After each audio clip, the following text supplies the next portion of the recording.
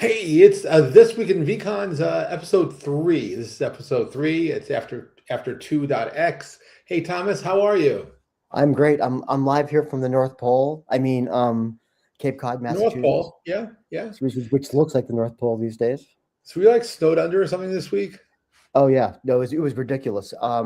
We lost power on Sunday night, got power back on Tuesday, which was really good for my neighborhood because they're still not back in line, Oh, come, and we really? had Wow. yeah, our cumulative snow was 30 inches. And Wow. we hit wind gusts over 60 miles an hour. That is scary. It was very, very primitive. I thank God for the fireplace in my house. That Wow. I also thank God for my 4-year-old Sheepadoodle Mulligan, who happens to be very furry and warm. He kept us alive through the through Wow. the event. So yes, we had, and as you see, I've changed my name to Thomas McCarthy Snow.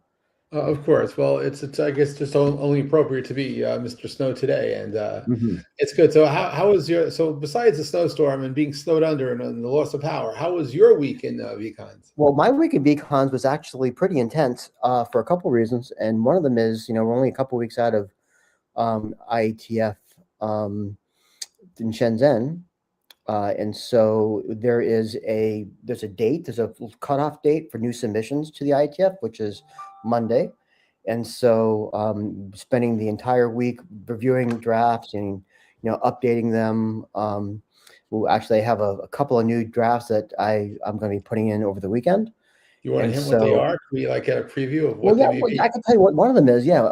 So one of them is a new extension for vCons that holds a SIP trace. Nice. So, as you might know, a lot of the people who are working on the vCon working group have previously worked in the Stir Shaken group and the SIP group, which is where I first started getting involved with the IETF. And so it's very uh, common to do traces of conversations and have SIP traces of them for debugging, for validation, for training, for network IQ. And Right. so this extension is a definition of how you would put a SIP trace as an attachment that relates to the dialogue so that you could see you could debug it better on the network. And so it's a very practical, vcon extension this time. So that's one of the things I'm throwing in the pile this time. Is there anyone at the SIP working group working about vCons and MCP?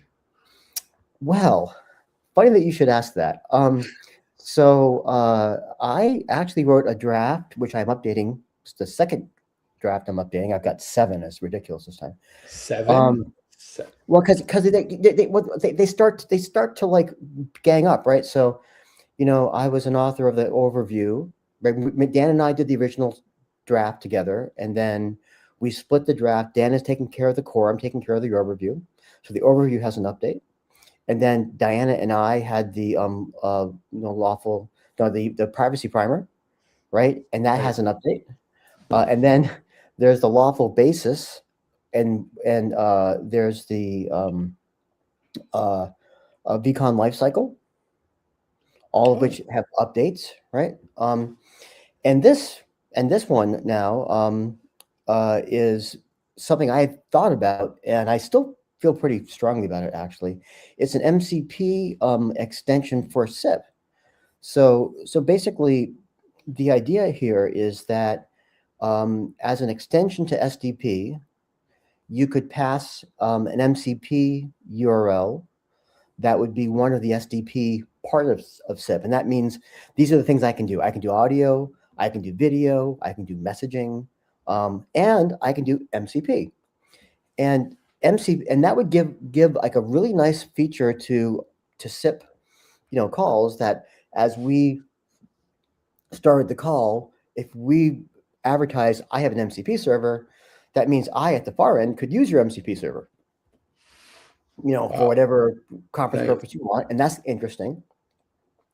The other interesting part is, so if you think about, agentic frameworks today, right? There are frameworks that allow you to have agents call agents, right? But Right. there's no globally discoverable one. And what's really nice about SIP is it actually represents all the ways in which things talk to each other, voice, video, messaging, except for robots, and robots talk to each other using MCP. Right. So because SIP has this ability to, register an endpoint, it allows me to call that endpoint to say, if I had a SIP address like jeff@pulver.com, but Like it that. wasn't Just in case. Yes. actually Jeff, it's your robot avatar. I could use Jeff at mcp@pulver.com as being my agent address. And then I could put that on the net, and people could interact with my agent no matter where they were. They wouldn't have to use an agentic framework. They could scale it. It's discoverable. And so I wrote that spec in September, and I put it out to the SIP core, and I said, "Hey, what do you think?" Right. And the answer was, "We think SIP is deprecated." And I'm like, Oh, "No, it is not." Stop that, because you know what? There's a lot of really good stuff in SIP that we shouldn't be walking away from. So I submitted it, and it was considered. It's still being considered, obviously. And I also think there's a jump that's going to happen in the IETF sometime in the next year. And I don't know. It's just my guessing, right? I don't know this for sure. But there's going to be an AI subsection of the IETF because there's sure. It has to be. too much stuff going. So and that might be MCP, and that'd be vCons would be in there probably. And I think maybe this would be a part of the work product that they would like to take on. So this part of my current advocacy for the future of SIP, I don't think it's deprecated. I think it's a good thing. Well, I tell you, I just happen to be working on the conference that is happening right when you get back from China, and so I added maybe I should just call it Future of SIP. What I did put in was I put a vCon MCP session, but would you prefer to call it the Future of SIP, and we talk about MCP there? That's also a great thing. I mean, by the way, I think vCon MCP. We released that server, our open source framework, just recently at vConic, and I'm such a believer in MCP in particular, but in as it relates to vCons. I think it is a transformational thing, especially as it relates to what I call smart trunks. So if you haven't heard me blather about smart trunks, I'd be happy to blather for a minute about that. So what are smart trunks? What is a smart trunk, right? Yeah. So a smart trunk is simply a SIP trunk that at the end of the call spits out a vCon.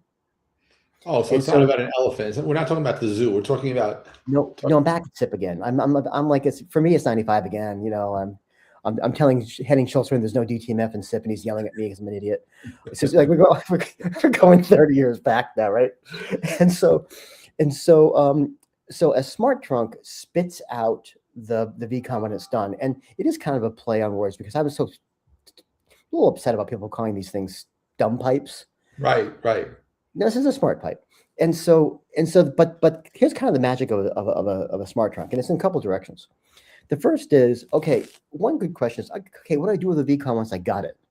How do I use that, right? And Right. MCP is the perfect answer, because if you had an MCP server, and by the way, if you're unfamiliar with MCP, I'll catch you up there for a second. It's basically USB-C for AI. If you have external data that you want to give to your robot, maybe that external data is inside your facility, MCP is the way that you give it the data. And MCP allows the robots to ask questions of the data, to get help on what kind of prompts they're there. And most modern LLMs now support MCP. All right. So just get the terminology straight. So a vCon is the robot food for AI, and an MCP allows you to ask questions of that data. Is that the Correct? way? Exactly right. And it's really used in two major ways. The first is you can add your MCP server to your Anthropic account or your ChatGPT account, and then it becomes native to your environment. So you can simply go to ChatGPT and say, "What are my customers saying today?" And it would ask your vCon MCP server, What are your customers saying today? Right. And so it allows you to have that native conversations right into AI. So it's just point to point, right? The other thing it does is it allows you to vibe code around it really quickly. And so our MCP server has three interfaces. One is MCP, one is Supabase, which is not the Nicki Minaj song.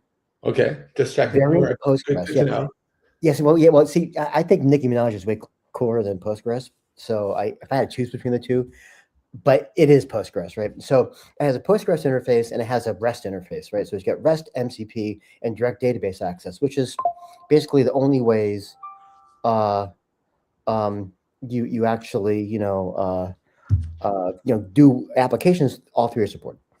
And now you go to Lovable, you can write a Lovable app based on vCons, right? Wow. Which is hot stuff. Like, so we write Lovable apps about once or twice. I say once a day is probably 2 or 3 times a week, just to see that we can do it, right? And so I wrote one that I think we talked about last time, which was the podcast. I Yeah. took the 100 top podcasts in America, and I'm downloading them and I'm making vCons out of them.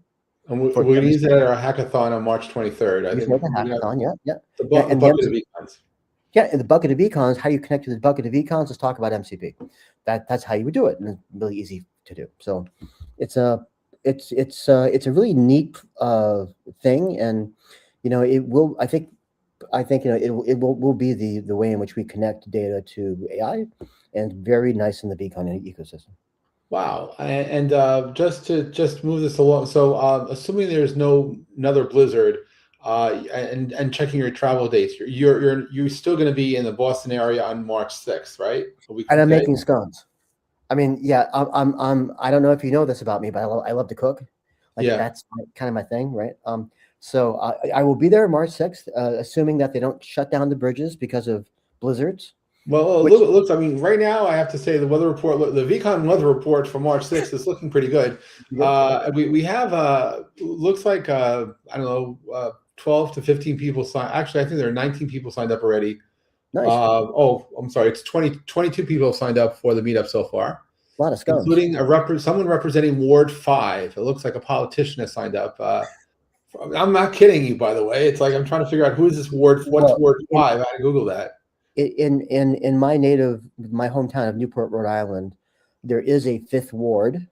Yeah, well, this is a gentleman representing the 5th ward of Boston. Well, I was going to say the 5th ward of Newport is the Irish ward.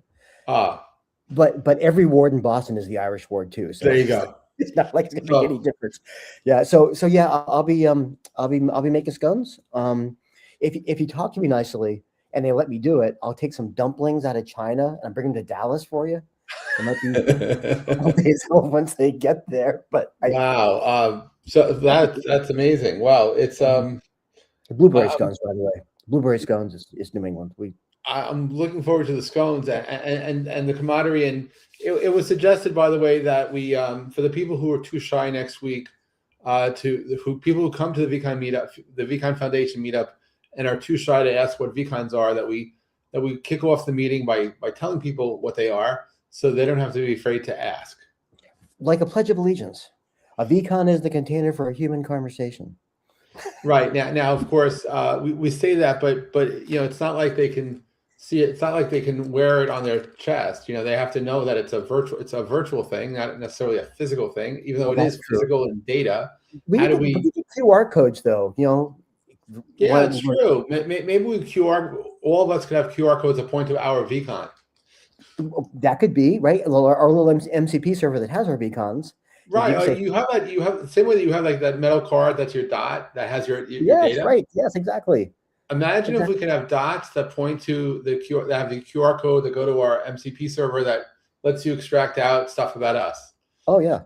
So when I said the 2 drafts that are coming out, the other thing is that we did, which is exactly down this line. Actually, I'm thinking about you and your memory thing. Is we vConned the last 20 IETFs. Wow. Talk about memory, talk about brilliance, talk about genius. Oh my God. Wow. Right. So all the notes, all the handouts, all the transcriptions, all the video, all the side chats and Tulip, right? All those things are put into a vCon. And so we can start to ask, let's face it, one of the great things about the IETF is that there's so many really old men who know all the stuff about networking, right? You can't, networking is hard. You have to be at it for a while. You can't do it in a day, right? It's just big topic. So you kind of have to have gray hair that really has touched a lot of stuff. Think of all the people who come to the IETF who's got all that knowledge around how do big networks work. Right. And now we can like kind of save that institutional knowledge and use it, right? So that would be that's actually one of the topics that we've been doing. And I want to thank Speechmatics, our new partner at vConic, that offered their API. We did all their transcriptions and the best transcriber in the world, I hear. So Thank you, Speechmatics, for that. Yep. Nice. That's wonderful. We have to talk to Speechmatics about joining the vCon Foundation. Sounds like they would be a wonderful value add to everyone in this space. Well, we could, their CTO ended up being some big guy in AI. So I think maybe we should ask that big guy in AI to come and talk about Speechmatics. I think that would be fantastic. We want to learn more. I think so. And so, I've been talking to, this week we had 3 new companies approach us about the vCon Foundation. We'll see who joins. January was a really good month for the vCon Foundation. I think so far this month we had 3 new members join after IT Expo, and we're still in conversations. For marketing purposes and for the benefit of everyone who remembers the VON events, when you see the marketing for Spring 26 vCon, it's a wink to the IETF work going on. But I decided for our own sanity check that we could also call it Spring 26 Voice and Conversations on the Net. That's fine too. Which kind of works because we're all about the conversation, right? Right. And the reality is AI has made voice cool again. And we want the highest quality voice when we're doing AI on that voice. So it kind of works. Okay, yeah. Can I just give you a suggestion? Make it just one step cooler. Just one step? One step cooler. This is kind of like so we're kind of about the same age, right? I went to high school in 81 and I graduated in 89. So I'm okay. I graduated high school in 80, but I know where is that true? No, yeah, it is. Yeah, I guess I graduated in 80. I guess you're a little older than I am, even though I look a little bit older. Just a little bit. Okay. Yeah. So back in the 80s, we would make every band name cooler by giving it an umlaut. That's true. Right? And maybe we could have a vCon with an umlaut on the O. Ooh. Right? Rock on. Rock on, yeah. It's look, I just realized because it was a few people, and it's really because I like the idea because frankly, I love the idea that a VON with a C inside. Yeah, it worked out, didn't it? Yeah. It just worked out. It just did. And so, but the thing is, people have to be of a certain age to remember the VON events, and that's the scary part because of it's an age thing, right? So can I tell you the scariest thing about that just for a minute? So Jacob, my son, my favorite picture of him is him sitting in my lap. Like, he's maybe 2 years old. He's young. And I'm sitting there and I got the Voice on the Net Von Show t-shirt on. Oh, wow. He's over 30, dude. That's scary, right? That is scary. It's scary. Yeah, if we get a time machine, I'm gonna go back and put some money into Vonage. Well, that just means that Vonage I think is now Ericsson, but yeah, I hear you. But it does mean that the VON events were started when we were in our 30s, and I guess we're not in our 30s physically anymore, but mentally we could say in our 30s. And it's not the years, man; it's the miles. And by miles, I'm like 100. Well, look, we'll have to figure out where we're going to do episode 4 for this week in vCon because after next Friday, you're going to be going to China and we'll figure this out. But we may have some guests. I still want to do it from China. Oh, oh my God, yeah, no. I mean the China edition. By the way, I'm also looking for a reason to go to Berlin. Well, there you go. So if you want to have this week in vCons in Berlin, I hope someone can help me do that. You'll be Thomas Von Snow. Thomas Von McCarthy-Howe. That's a good idea. No, and by the way, years ago we actually did have a Von in Berlin. We did that, so it was we were doing Von and Von, and it was just Oh, I remember that. Oh, that was a good one. Stockholm was like on fire. Stockholm. We have to go back to Stockholm. And in fact, Oh, some of the folks I was in contact with 20 years ago, I reconnected with recently on LinkedIn, and they're really interested in vCons. They're really interested in conversational AI, and it seems that the word is getting out about what we're doing. And still, there's a big disconnect about what vCons really are and how they're really meant to be used. And so I think that during 26 into 27, there's going to be a wonderful opportunity to connect the world yeah, together. yeah. And No, yeah. By the way, that's not very unusual, actually. Like when the first NoSQL databases came out, like yeah, when Mongo first came out, a lot of people use them as if they were still relational. It takes a while for you to get your head into, oh, this technology could be used like that. so Oh, and that's what where I'm we're at. hoping for post you getting back from China and maybe after spring our spring conference is for the follow-up meetups. I want to do show and tell. I think that So, we do a lot of telling at the meetups, but I'd love to start doing showing. I'd oh love gosh, to yeah. start doing some demos so There's that so many good things out there. So many good yeah, stuff going on these days. Oh, I think so. Yeah, I because think so. I did get a whiff of what My Making is doing, and I'm really impressed with the work of Oh, is that Audrey, great? Oh, big fan of mine. who was our previous guest. She was on 2 of our episodes, only one of them aired.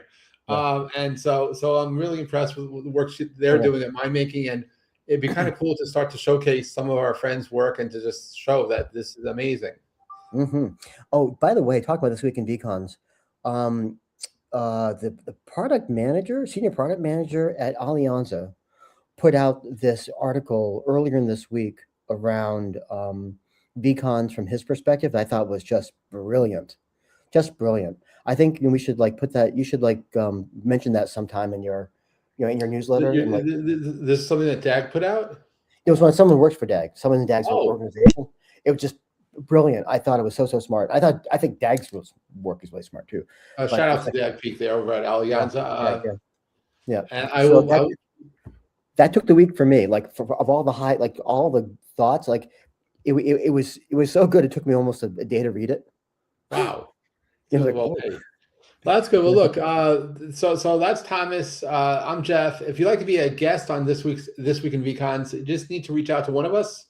Probably me, because Thomas is so busy. It's hard to figure out where in the world he is, but he'll be on the show. And if you'd like to be a featured guest on our show, just reach out on LinkedIn, on YouTube, and we'll bring you on board. And I tell you, it's the month of March in 2026 is a busy month for vCons. We have the ITF meeting coming up. We have a meetup. We have a meetup on March 6th in Boston. On March 26th, we're doing a meetup in Dallas. And then March 23rd, 24th, and 25th, we're doing Spring 26 vCon. So there's a lot going on. There's rumors of a meetup going to happening in Atlanta. Rumors of a vCon meetup happening in the Metro New York City area soon. So it's going to be a very busy springtime for vCons. I tell you that much. I think the love of vCons is in the air. I can feel it. It's growing. The momentum is building. And I think so. well, look, Thomas, we look forward to seeing you live in person in Boston next Friday at the Lenox Hotel. You can book your tickets for free if you go on Eventbrite, and you can join our meetup. I think it starts at 11 in the morning. Thomas is bringing scones. So blueberry, my favorite. So I'll be there for sure. And hey, for those of you tuning in, thanks for watching. If you want to know what a vCon is, reach out. Check out conserva.io online. You can go to the IETF working group and check out the vCon working group there. There's I write the vCon report. You can look up my Substack. More importantly, though, now is the time for discovery of brand new ideas. And if you're interested in AI, interested in how communication is evolving, you're in the right place, because the world of communication has never been more interesting or more fun. Thomas, thank you for being here. Stay tuned. We'll be back in the near future with another episode of This Week in vCons. See ya. See ya.